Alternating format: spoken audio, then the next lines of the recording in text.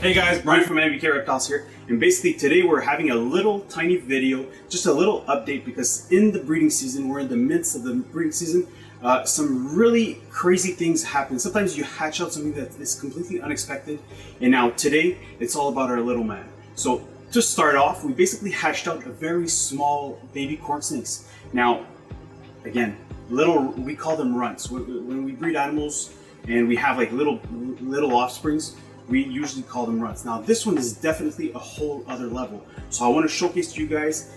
Most of the times probably I would never have kept the eggs, but with the staff being such in love with all the animals, that we try to give every life a chance. Now, the first thing I'm going to do is I'm going to showcase you guys a little clutch of eggs so you can see actually baby corn snakes hatching. So right here we can see the little head. We can see, so this is basically a scaleless Tessera corn snake clutch. They're all very interested in my fingers. Now this is a normal size hatching, so you can see the head and whatnot. Now the baby that I have hatched out today came from a very small egg, just a pebble of an egg.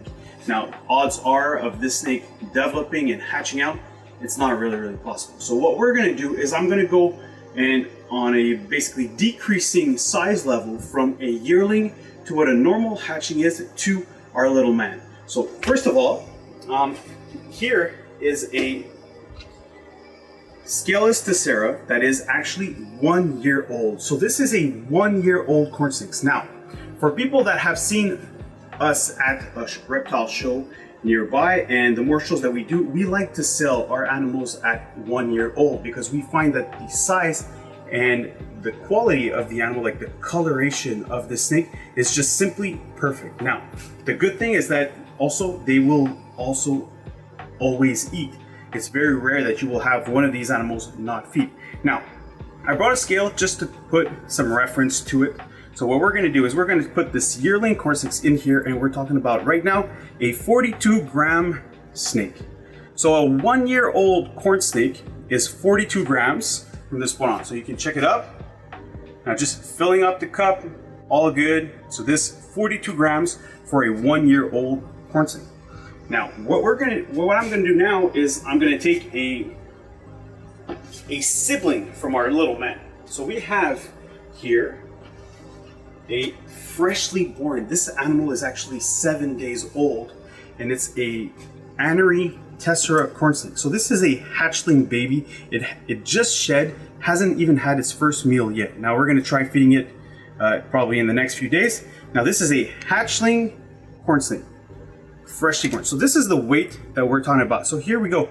We're talking about 5 grams for one baby snake. So usually they range between, a good size is about 4 to 6 grams for a baby corn snake, and a little runt that we would call, we're talking about maybe something around under 3 grams. So if it's a little snake under 3 grams, then that's where it's gonna happen. Now, this one here, I mean, I would showcase you guys like a small little baby snake, a small like runt. Now this one is just, I've never seen it. Like in all my years, and I have been breeding animals for like full time for 12 years now.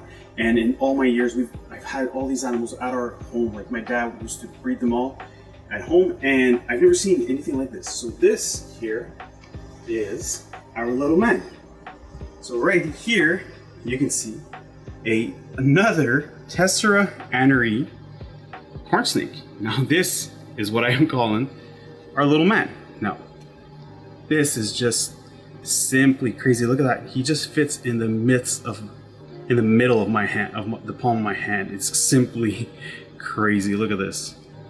So this is literally the smallest corn snake that I have ever seen in my entire life, me personally. So we're gonna put him on the scale. So we're gonna tear the scale up to 0 grams.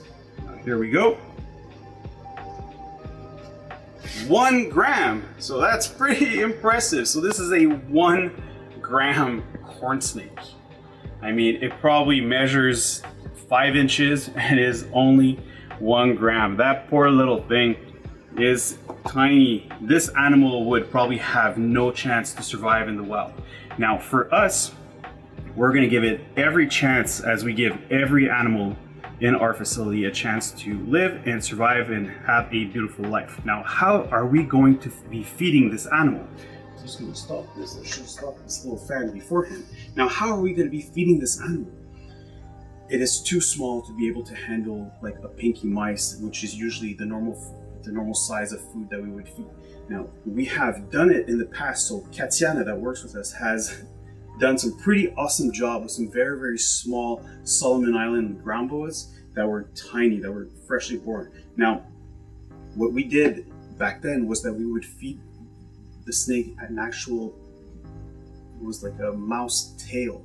So probably for this snake, we're gonna have to feed like a fuzzy mice tail as like an assist feeding it through that point. Now, our goal is to definitely do everything that we can to have this snake survive. Now, we have to understand, very, very small and runt animals usually are not good to keep for breeding. So even though we have a successful story with this snake will only become a pet animal. This snake will never be used for breeding purposes, because we have proven in the past that when we keep bad lineage in smaller animals, they tend to replicate the same thing. So all in all, this little man here, we're just going to go back to him, is just simply astonishing. So a Anery tessera corn snake that is actually 1 little gram. So until then, I hope you enjoy this videos. If you like us to, I'll always try to showcase you guys like little crazy stories that we have and things that to actually make people understand that this is what we go through on an everyday level. We hatch out thousands of animals, and there's always so many little things that we just love. And you can see like his tongue is almost like as wide as him. So cute. So until then, thank you for watching this video. No stress, and wish us luck.